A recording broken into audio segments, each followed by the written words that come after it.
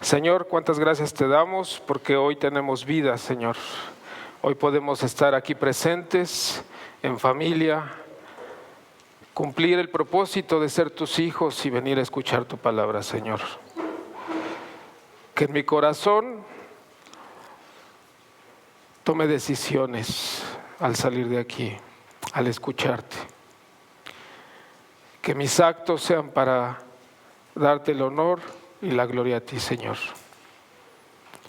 Hoy háblame como Padre amoroso que siempre has sido, y yo escucharé como hijo, Señor, y tomaré decisiones.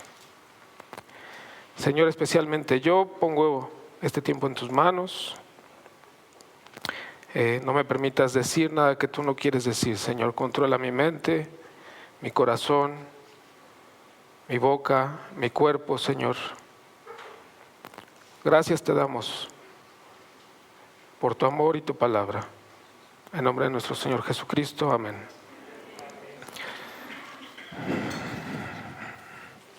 Muy bien, por ahí tenemos el pasaje de Santiago. Abran sus Biblias, estamos en Santiago, vamos a empezar el capítulo 2.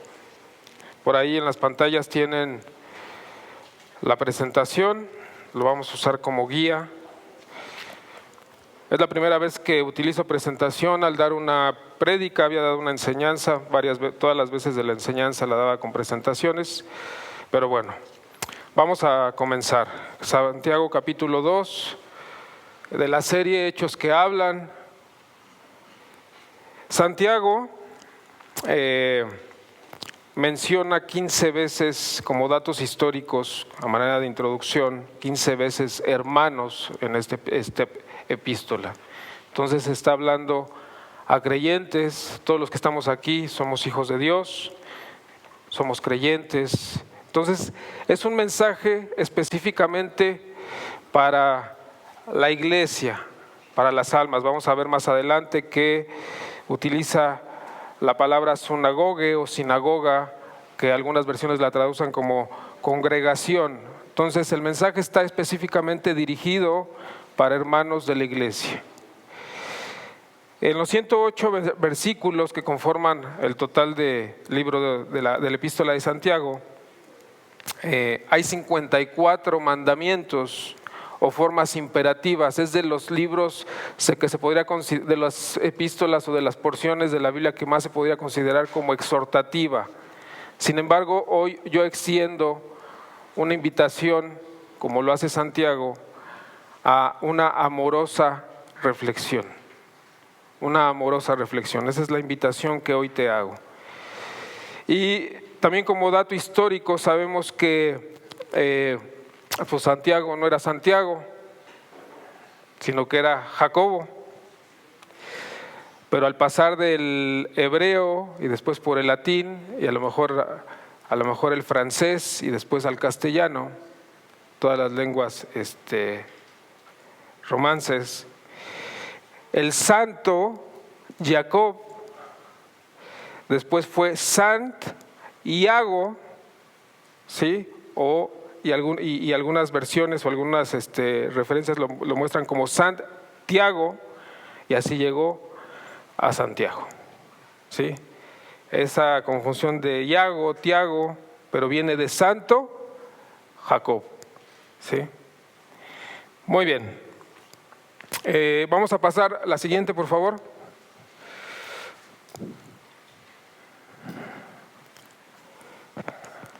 El pasaje ancla. Si en verdad ustedes cumplen la ley real conforme a la Escritura, amarás a tu prójimo como a ti mismo, bien hacen, que es Santiago 2:8. Entonces, la siguiente, por favor. Quiero pasar primeramente del capítulo 1 de las predicaciones anteriores a comprender la revelación de Dios. Quiero hoy que vayamos hacia una didáctica donde vamos a caminar en relación a comprender, a capacitarnos. Vamos a pasar por el compromiso Después, comenzar. Si hoy no hemos comenzado, vamos a tomar decisiones para comenzar, continuar y crecer. Todas empiezan con C: comprender, capacitarte, comprometerte, comenzar, continuar y crecer.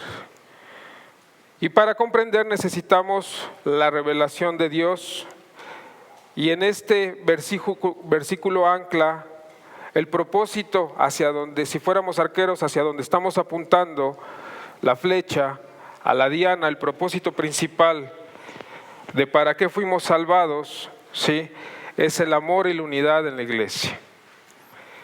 Hay un camino que es el medio del amor, ¿sí? Amarás a tu prójimo como a ti mismo. Está en el centro de lo que hoy comprende nuestras porciones a leer.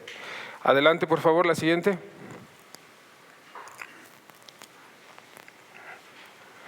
Entonces, adelante la que sigue, por favor. Vamos a andar en un camino, sí, como lo vieron en el diagrama, que implica un andar. Le he titulado a este mensaje el andar maduro, el andar del amor maduro en Cristo. Entonces, tomando como hilación lo que vimos en anteriores predicaciones, en el mensaje que dio Pablo específicamente el domingo pasado, si nos vamos al versículo 25 que dice: el que mira atentamente a la perfecta ley de la libertad. ¿Y cuál es la perfecta ley? Pablo lo definió el mensaje pasado como la palabra de Dios, ¿sí? Entonces, el que mira atentamente a la perfecta ley de la libertad y persevera en ella, no siendo oidor olvidadizo, sino hacedor en la obra, este será bienaventurado en lo que hace. Entonces, un mensaje dirigido hacia hermanos, hacia creyentes, hacia la iglesia. Santiago nos está llevando a enfocarnos en la verdadera ley, el que mira atentamente, es decir, en comprender hacia dónde estamos caminando. Capítulo 1 nos prepara para las pruebas. Nos habla de un Dios que pone pruebas, que es probador. Deuteronomio 8 habla acerca de que te traje en el desierto, te traje 40 años en el desierto para probarte, para saber qué había en tu corazón, si habías o no de cumplir mis mandamientos. Entonces hay un Dios probador, y durante la prueba el primer paso a dar es el solicitar sabiduría de lo alto, tener el correcto enfoque en la comprensión de lo que es la palabra de Dios. Comprender que tenemos un Dios probador y que el primer ingrediente que necesitamos es sabiduría, ¿sí? La sabiduría que viene de lo alto. Estamos caminando hacia un propósito, hacia una unidad, hacia un amor.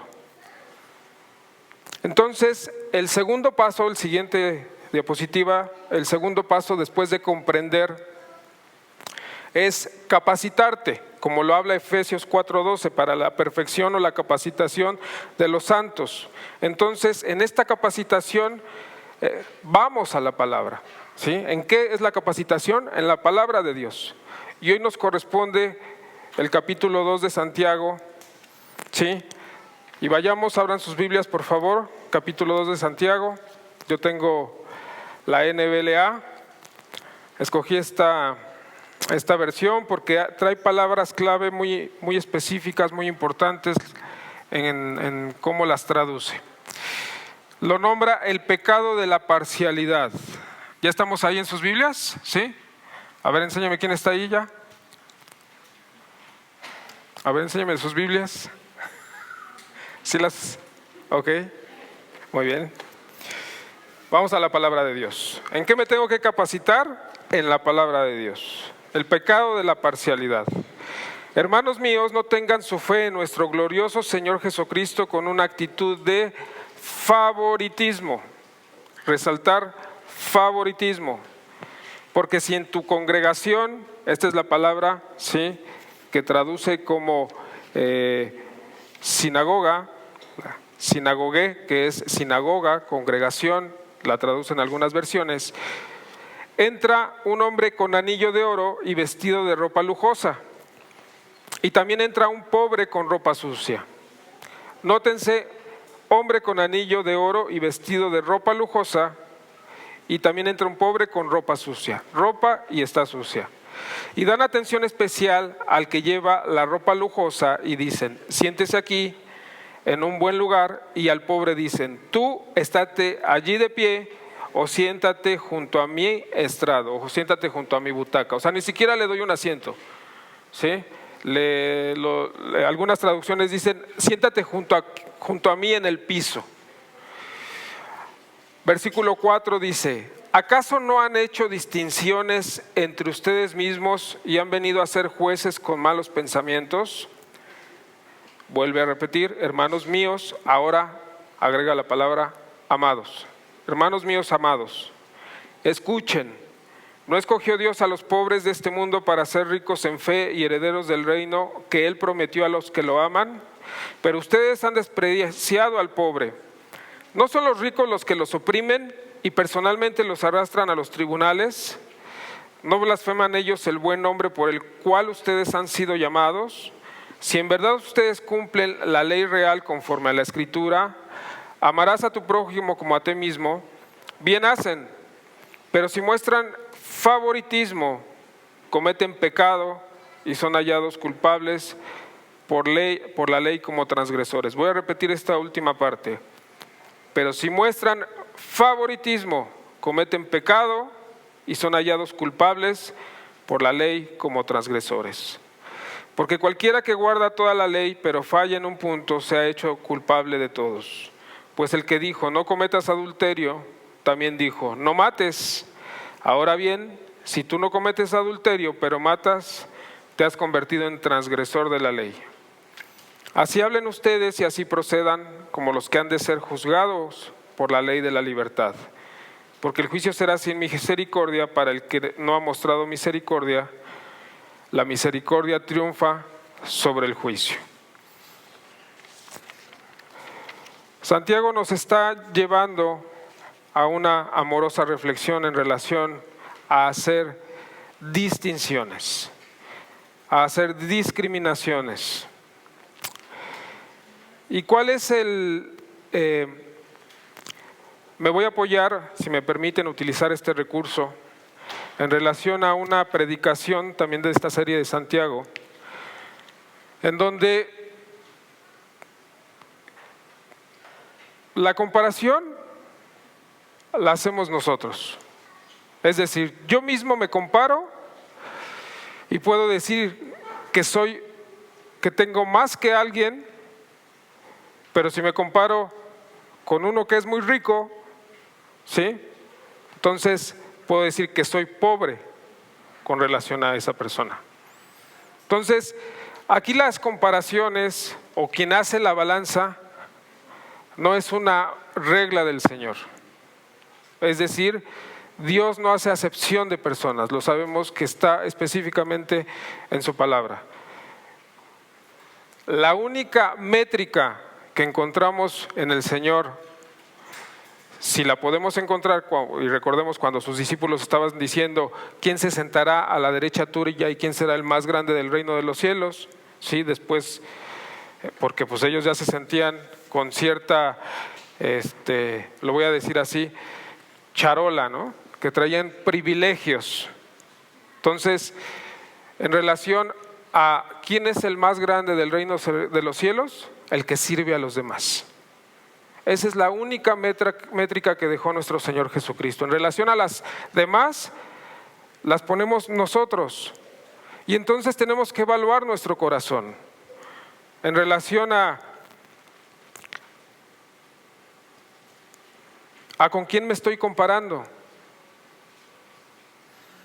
Si me comparo si estoy como rico o me pongo en el lugar de rico, ¿sí?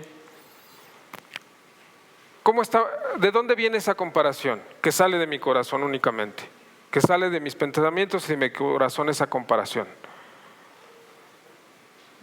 Al evaluar mi corazón, ¿qué puedo encontrar? Intereses propios. Y ustedes saben que todos los niños, ¿sí? empiezan a acercarse a las personas que les dan un dulce o una galleta. Así nacemos. Si ustedes se ponen cerca de mi hija con un dulce o con un pan, ella va a notar su presencia en cuestión de 2 minutos o 1 minuto, va a estar cerca de ustedes y les va a sonreír, invariablemente. Tenemos intereses propios, así nacemos. ¿Por qué quiero sentirme más que otros? ¿Han escuchado ese comentario de no, es que existen códigos postales?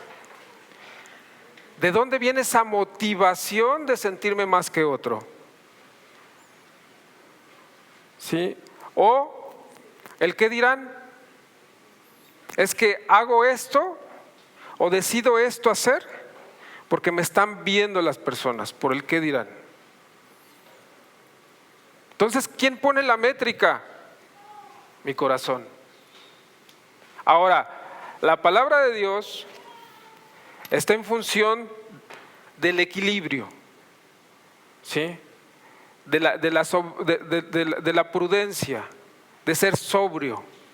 Y cuando yo me voy al otro extremo de la medida, o cuando estoy en un lado o en otro, ¿sí? Igualmente es malo, o igualmente cometo pecado.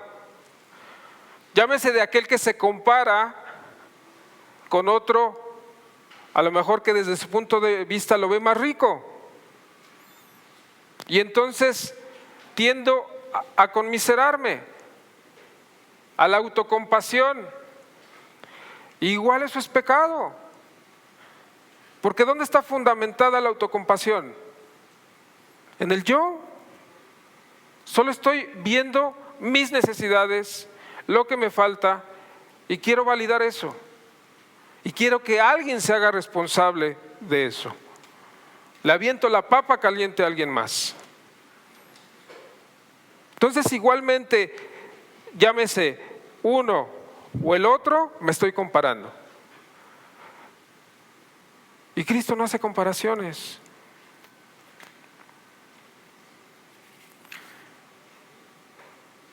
Solo con Cristo voy a tener la identidad correcta de ser un hijo de Dios.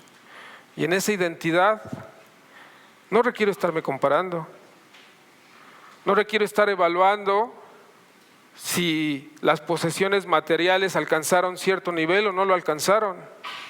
Estoy enfocado en lo eterno.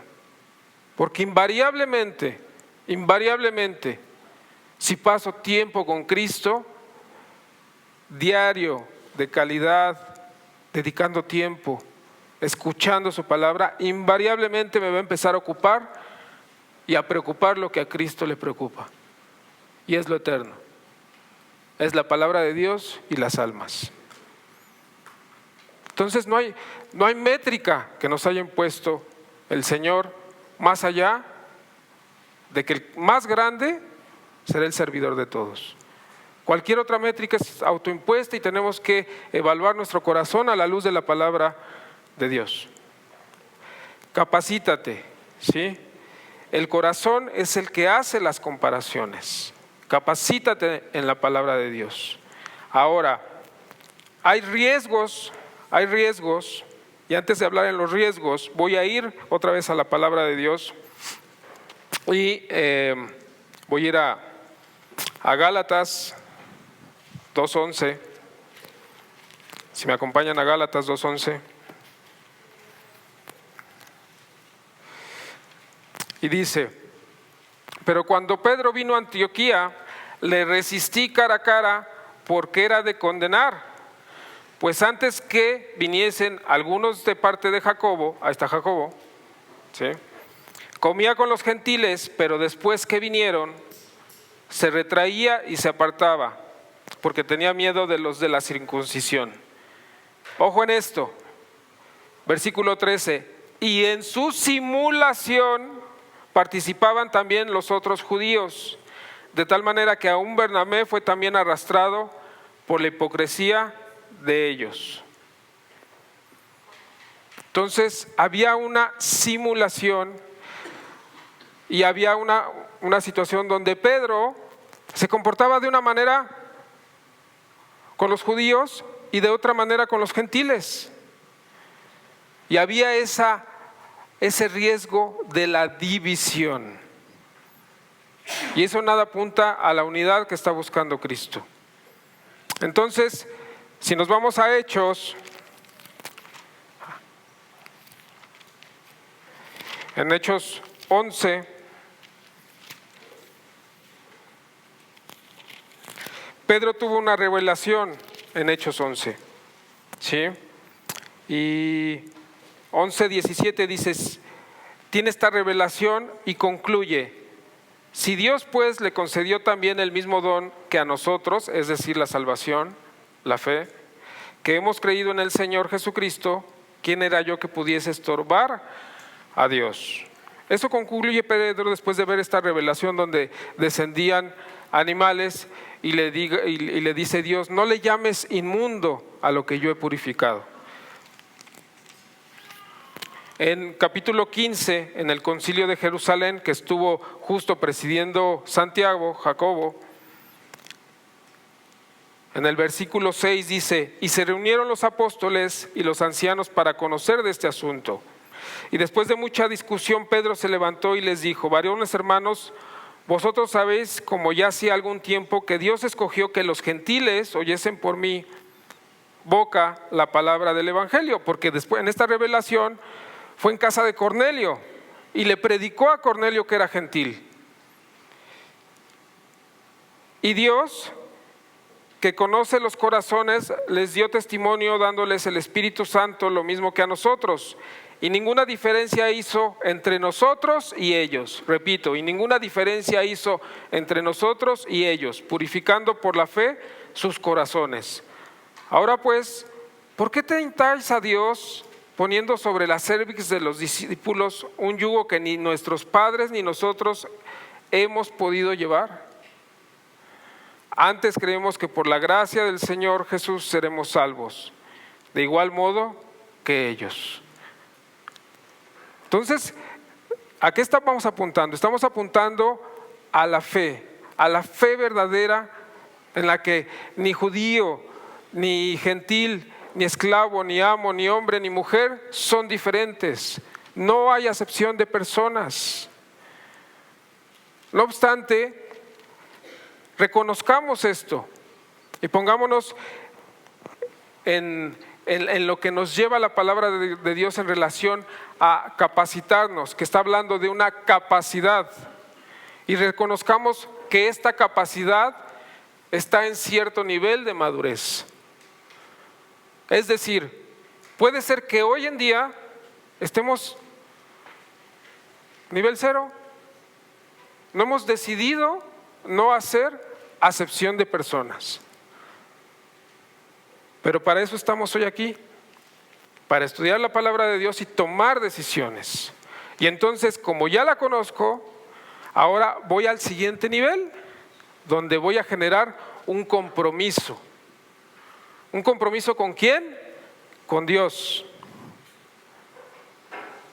Y en ese compromiso voy a empezar a desarrollar la capacidad. Me voy a seguir capacitando para desarrollar la capacidad que hoy no tengo. Y esa capacidad en este punto, ¿qué es? No hacer acepción de personas. Ni por cómo lucen, ni por cómo se visten, ni por dónde viven, ni por cómo hablan, porque empiezo a entender la palabra de Dios y a ser más como Cristo. Y ser más como Cristo implica estar ocupado en lo que a Él le interesa. ¿Y qué le interesa?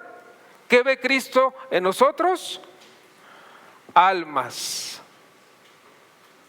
Almas. No ve trapos, no ve colores, no ve si están limpios, si están sucios, no ve alturas, no ve qué coche traes, no ve el reloj que tienes, si la cartera está gorda o está delgada, o a lo mejor no traes cartera. No ve eso. Ve almas. Santiago nos está haciendo una invitación amorosa a la reflexión.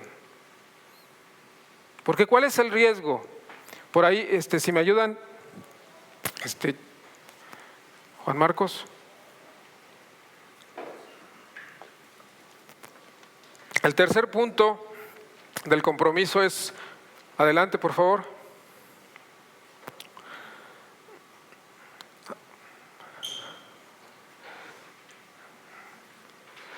Tercer punto, más adelante, bueno, ahí un poquito atrás. Ahí está. En el versículo 4 de Santiago 2:4. Acá en la Valera dice: ¿no hacéis distinciones entre vosotros mismos y venís a ser jueces con malos pensamientos?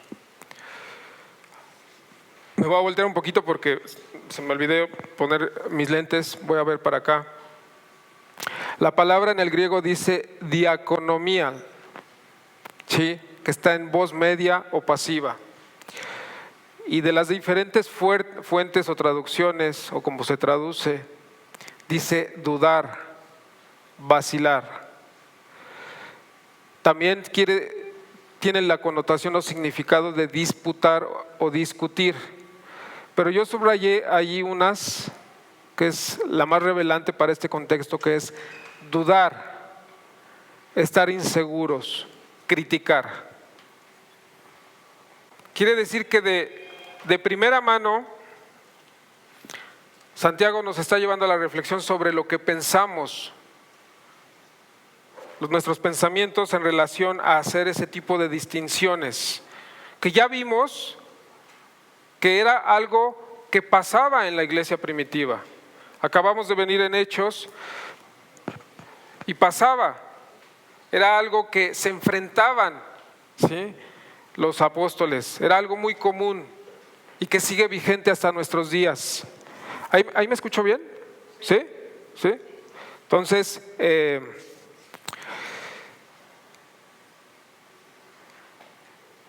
¿cuál es el riesgo de esto? Si me ayudan con la siguiente.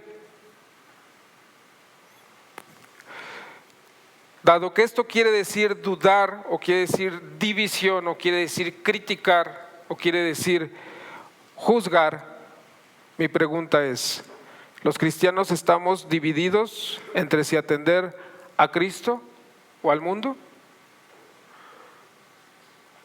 Esa sería una pregunta importantísima para contestarnos hoy.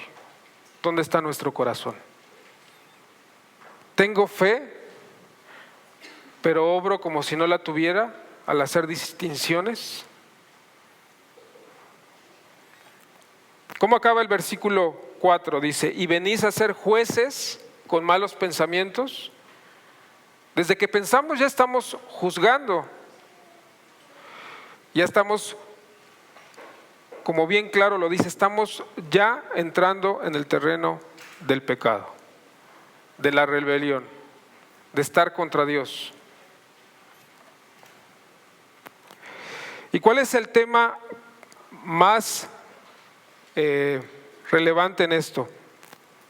Si pasamos al tema del compromiso, es que nosotros debemos de desarrollar un plan, pero antes de desarrollar un plan, hay alguien que tiene un plan, hay alguien que lleva años desarrollando un plan, hay alguien que sabe de esta lucha que tenemos todos de manera natural.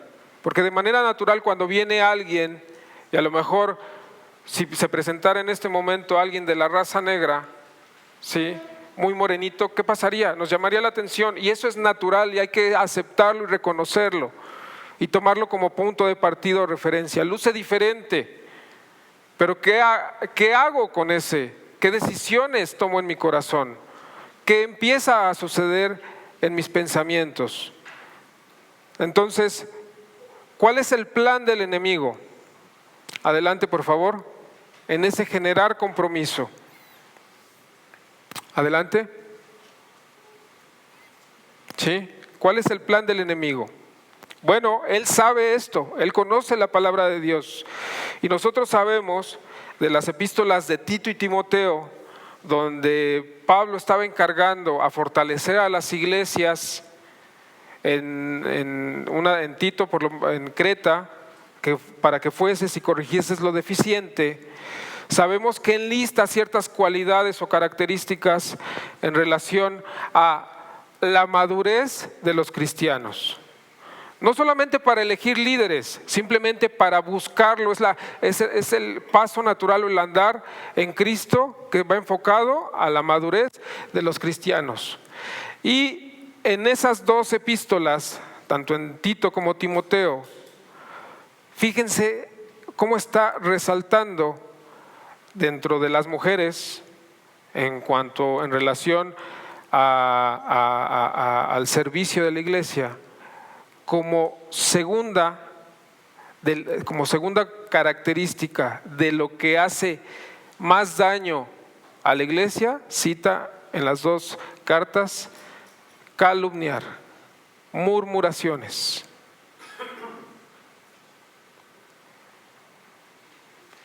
Y me quiero enfocar, independientemente de si da unas recomendaciones para los hombres o independientemente para las mujeres, quiero enfocar la atención en esto que cita. Hay más características como segundo punto, ¿sí?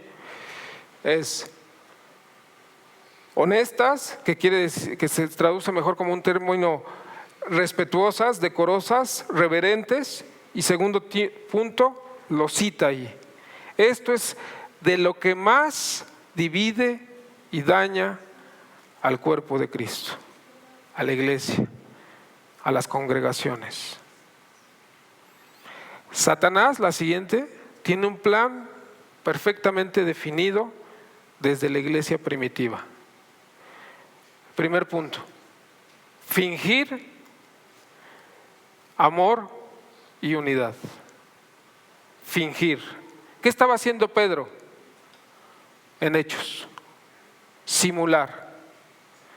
Simular que estoy con los gentiles, buena onda, me paso de este lado, con los judíos, buena onda, acá hago cosas de gentiles, no les exijo circuncisión, acá la circuncisión es la onda. Simular. Y Pablo se dio cuenta de eso. Es más, hasta Bernabé fue arrastrado a eso. Y Pablo lo resistió cara a cara. Pero ¿saben que también debemos de aprender de esto? ¿Cuál creen que haya sido la actitud de Pedro cuando Pablo le externó esto? ¿Creen que haya sido, no, pero cómo tú qué me vienes a decir si tú perseguías a la iglesia, te echaste a no sé cuántos creyentes, madres, padres, niños? ¿Creen que haya sido la actitud de Pedro esa? Y tenía razón. Saulo era el peor perseguidor de la iglesia en ese entonces. Y créanme, hubo mujeres y niños involucrados en esa persecución. Hubo vidas. Pero ¿cuál creen que haya sido la actitud de Pedro? Dado que los resultados los vemos hoy. Hubo unidad en la iglesia. ¿Cuál creen que haya sido su actitud? Si me preguntan, de humildad, de reconocer la exhortación. Porque él sabía que quien había ganado a Pablo había sido Cristo. Y se sometía a esa soberanía de Dios. Ahora, ¿cuál fue la actitud de Pablo en relación a exhortar a Pedro? Humildad. No salió de ahí diciendo, ay, este hermano, aunque Cristo lo escogió y lo puso como piedra angular y como el primer discípulo, el primer apóstol, miren nomás cómo la estaba regando. No, humildad, amor, buscando la unidad. el mismo sentir que tuvo Cristo. ¿Cuál es el segundo punto de la estrategia de Satanás contra la iglesia? Primero, fingir, simular. Todo está bien. Y no hay interés, no hay compenetración, no se conocen una familia a la otra, no se ocupan de sus problemas, no oran juntos. Todo esto que sucede en los grupos pequeños. Ese interés de hablarnos como varones, ¿cómo estás? Vamos a orar juntos, vamos a tener devocionales en la mañana juntos, nos vamos a despertar específicamente para abrir la palabra de Dios y tener un devocional juntos, crecer juntos, buscar al Señor juntos, estar ocupados, buscando cómo ayudar cuando hay necesidad.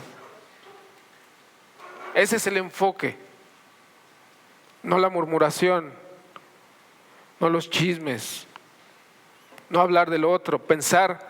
Ya desde que lo veo diferente y estoy pensando, estoy juzgando.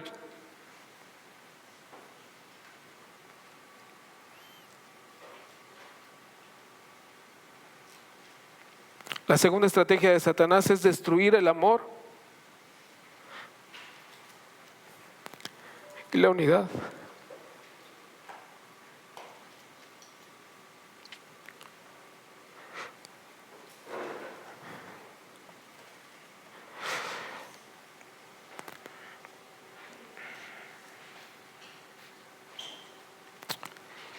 Y de predicaciones pasadas sabemos que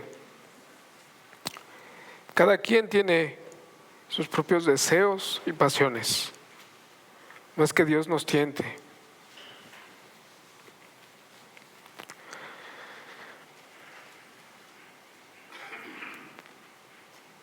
Sino cada quien toma decisiones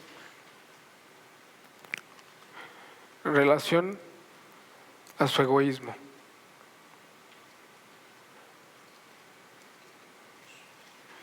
Y hoy me debería de preguntar, ¿cuál es mi compromiso con Cristo?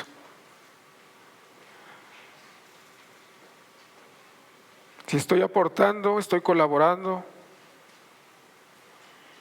a la unidad, a ese cuerpo de Cristo, lo estoy destruyendo.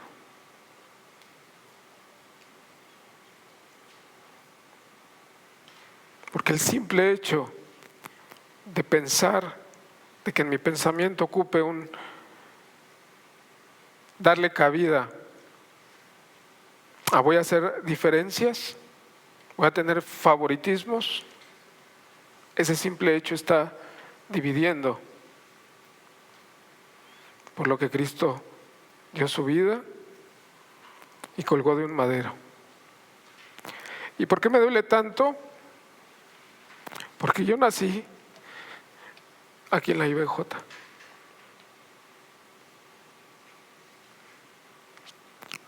Y sé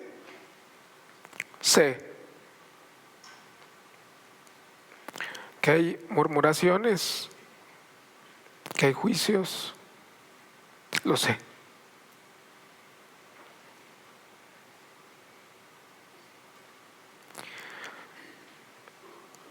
Tiemblo de pensar que un día que llegué aquí no hubiera encontrado el testimonio de unidad y amor del que fui parte.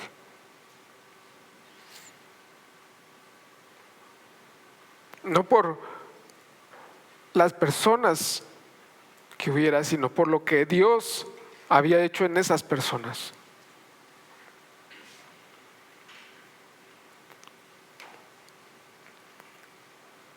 Lo que Dios para mí fue un regalo.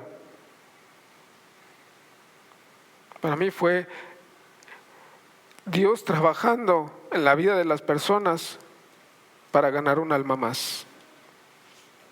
Y eso es lo que más atractivo puede ser para alguien que está perdido.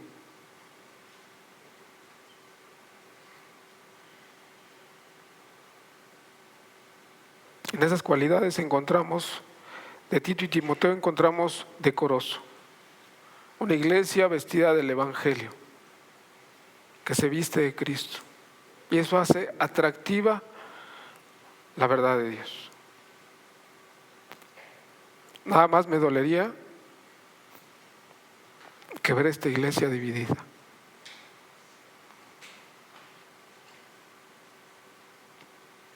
Por algo que no supimos atender en su momento.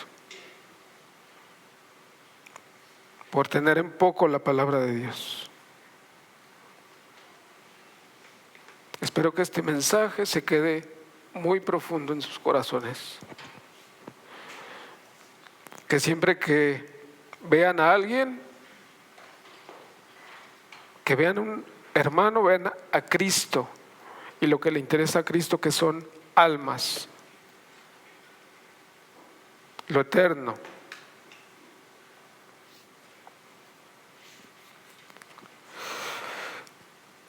Siguiente punto es comienza. Satanás tiene un plan. Si él lo tiene, nosotros debiéramos tenerlo. Determina principios, escríbelos, subráyalos. Ponlos cómprate un cuaderno de apuntes en relación a tu crecimiento, ese estar escudriñando la palabra de Dios. En base a ese estudiar y estudiar y estudiar, lo que Pablo está motivando a los jóvenes, a que escriban, a que aprendan. Continuemos con ese proceso. El hecho de que nos hayamos graduado de una escuela no quiere decir que ya estamos hechos, que hemos terminado el crecimiento. Continuemos. Haz un plan. ¿En qué vida me voy a interesar? ¿En qué familia? ¿A quién voy a conocer más? Ahí escríbelo. ¿Por quién voy a empezar a orar más?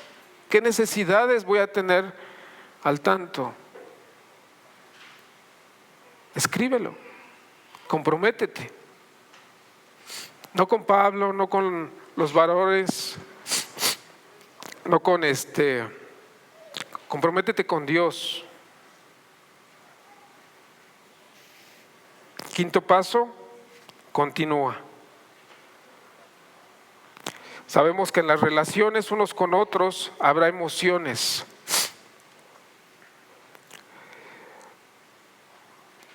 Pero somos hijos de Dios.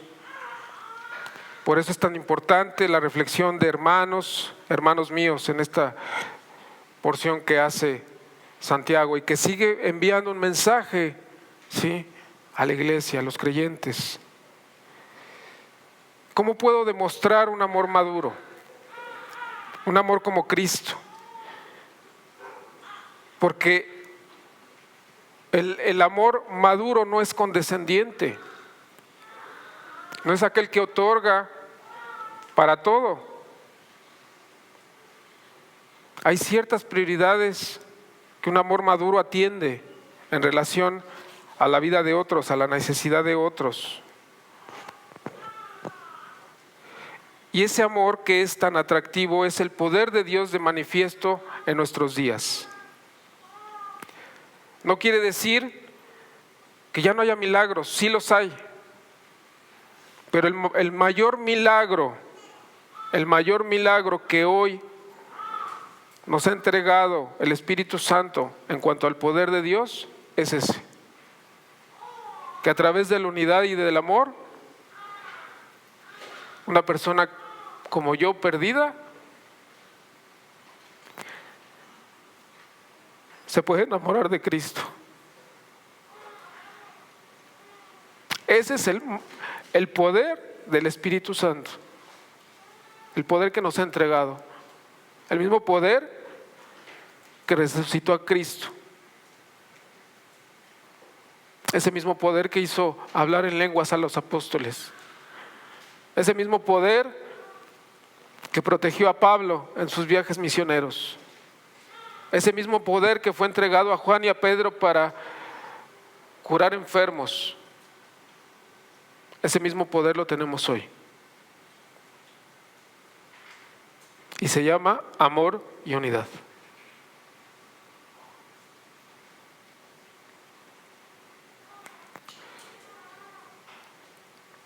Jesús, sexto paso, crecer. Jesús alimentó a los 5,000, pero antes les dio alimento espiritual. No negaba la necesidad que había, pero en ese amor maduro, primero alimentó el espíritu. Primero dio palabra de Dios. Dice Deuteronomio 8:3, le di maná a tus padres para hacerlos entender que no solo de pan vive el hombre, sino de toda palabra que sale de la boca de Dios. Un amor maduro primero ve y atiende el hambre espiritual. Y no quiere decir que Cristo no vea la necesidad del afligido. En el paralítico de Betesda le preguntó: ¿quieres ser sano?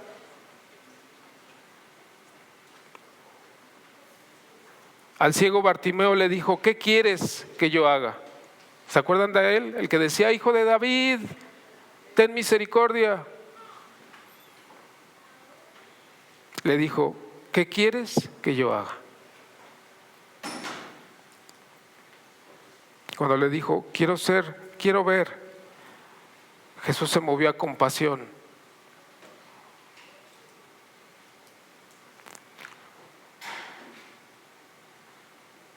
También hubo gente que se arrepintió y que poseía de bienes, Zaqueo, que se subió a un árbol y que le dijo: Señor, si hice daño a alguien, se lo voy a cuadruplicar. Y Jesús le dijo: en este día ha entrado la salvación en esta casa.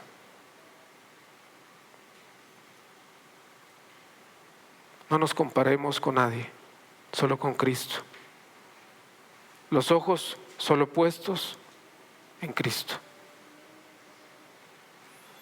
Esa es la fe verdadera, la que pone manos a la acción y hay fruto, hay un llamado.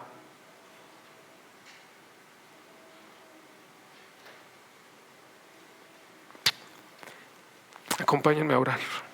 Señor, hoy ponemos esta iglesia en tus manos para que en un amor maduro podamos seguir creciendo y cumpliendo el propósito para el que tú nos has salvado, Señor, que es entregar un mensaje, vivir la unidad, el mismo sentir en amor que tuvo Cristo.